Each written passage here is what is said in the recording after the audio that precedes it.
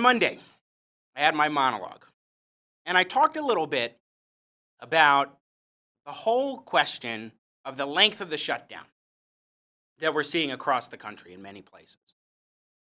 And I discussed how those who believe in big government tend to be telling us we need to prepare for months on end of a shutdown. The governor of Virginia setting June 10th as his date for when he's hoping to reopen Virginia's economy. But others talking September. Still others talking a year and a half out. We'll play a clip in a moment of one individual on MSNBC who thinks exactly that. But I made the point on Monday that only those who really have faith in government's ability to provide for the people believe that it is okay and that we should move forward with months and months of an economic shutdown to contain the spread of this virus. Now, make no mistake, we need to address the virus. We need to take steps as a country and states across the union to address this crisis and to flatten the curve and slow the spread. But as we talked about on Monday, that doesn't mean that we should allow this thing to go into perpetuity. That is not justifiable, and as I said, it is not tenable. And yet we have individuals like Zeke Emanuel. Dr. Zeke Emanuel, this is cut one, is a medical contributor on MSNBC and also a senior fellow at the Center for American Progress, which happens to be a very left-wing outlet, a leftist think tank. And at Center for American Progress, he's been an advocate for some interesting, shall we say, views when it comes to medicine and treatment and government's role and so forth. But when you hear him speak about the timeline, keep in mind that he's at a left-wing think tank that believes that government has the capacity, the ability, and the responsibility to provide for the needs of the American people. Let's watch. We will not be able to return to normalcy until we find a vaccine or effective medications. I know that's dreadful news to hear. How are people supposed to find work if this goes on in some form for a year and a half? Is all that economic pain worth trying to stop COVID-19? The truth is, we have no choice. If we prematurely end that physical distancing and the other measures, keeping it at bay, deaths could skyrocket into the hundreds of thousands, if not a million. We cannot return to normal until there's a vaccine. Conferences, concerts, sporting events, religious services, dinner in a restaurant, none of that will resume until we find a vaccine, a treatment, or a cure. One thing I've learned as a cancer doctor is that it's wrong to paint an overly rosy picture in order to maintain a patient's hope. It's wrong because it fails. It's false. Biology and disease are formidable opponents that inevitably tell us the truth. We cannot relieve the oppression of this pandemic until we are realistic. We need to prepare ourselves for this to last 18 months or so and for the toll that it will take. We need to develop a long-term solution based on those facts. It has to account for what we are losing while this fight goes on. Things like schooling and income and contact with our friends and extended family. Lawrence, the crisis is not going to go away in a few weeks or after the 30-day plan comes to an end. Although COVID-19 is affecting us in different ways, we have to be up to it and fight together. Prepare for this thing to last 18 months or so, to last a year and a half or so. I have to tell you, re-emphasizing my point, that the only people who can possibly believe that we can shut down an economy and a way of life in the United States of America and keep going for 18 months is somebody who truly has faith in government. And never more have I thought that these words in cut two of Ronald Reagan were more relevant than they are today.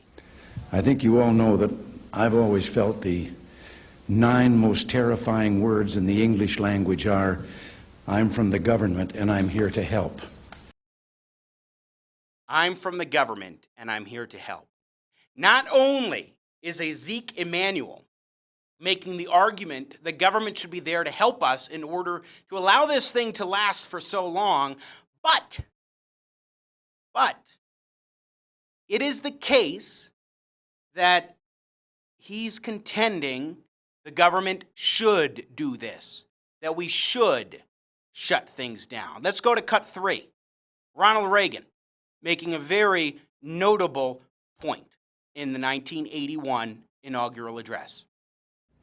In this present crisis, government is not the solution to our problem. Government is the problem. It is time to reawaken this industrial giant, to get government back within its means, and to lighten our punitive tax burden. And these will be our first priorities, and on these principles there will be no compromise. In order for Reagan's words to be heeded now in this crisis, we need to get past this crisis situation. And that doesn't mean that we go 18 months. We cannot. We need to contain this thing. We need to slow the spread, do our level best, but get things open at the earliest opportunity.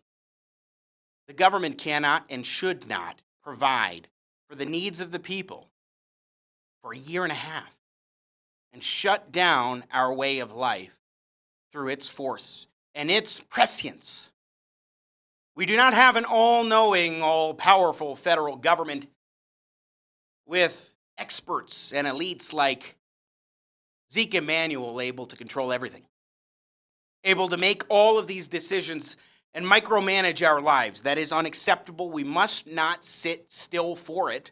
And thankfully, Donald Trump is president of the United States, and we have many sensible governors across the country that will not allow this ideology to be pursued. The notion of 18 months is absurd, and only somebody who truly and completely believes in the ability of the federal government to take care of people for such an extended period of time, somehow funded through magic, I think, and who has faith in the government and that it should do this sort of thing, only that individual can believe in it. It is not realistic, and it's also not what America has stood for. In fact, I have a very interesting headline from the Wall Street Journal. At FEMA, companies offer critical coronavirus supplies the government can't buy.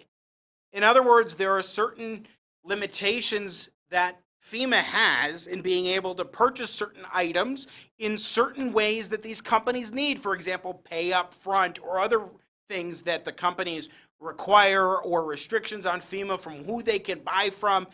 Isn't that something where you have government trying to micromanage supply chains and control all the different facets here with the Defense Production Act, but at the same time, while they might be taking supplies in the federal government from states or what have you, they're also seeing that federal programs like FEMA that are supposed to be providing support and aid across the country oftentimes are caught up in red tape restrictions that make it more difficult for them to even, or impossible for them, to buy product from those companies that will provide. More than 1,000 companies responded to the Federal Emergency Management Agency's call about 2 weeks ago to provide needed supplies to fight the coronavirus pandemic, according to a person familiar with the matter.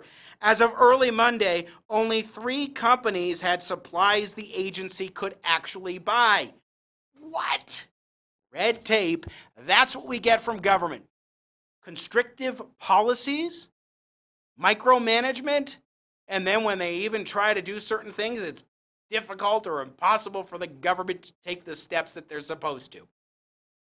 That's government for you. And this, by the way, is the reason why Zeke Emanuel from MSNBC, contributor there, to a medical doctor, guess who's done a lot with cancer. Good for him in that regard. But he's a senior fellow at the Center for American Progress. This is why the philosophy of a Zeke Emanuel, that for 18 months we can just shut down the economy and look to the all-knowing, all-powerful federal government to provide for us, is nonsense. Because the government can't even do the things that it's trying to do well. And now we want it to last for 18 months? Spare me.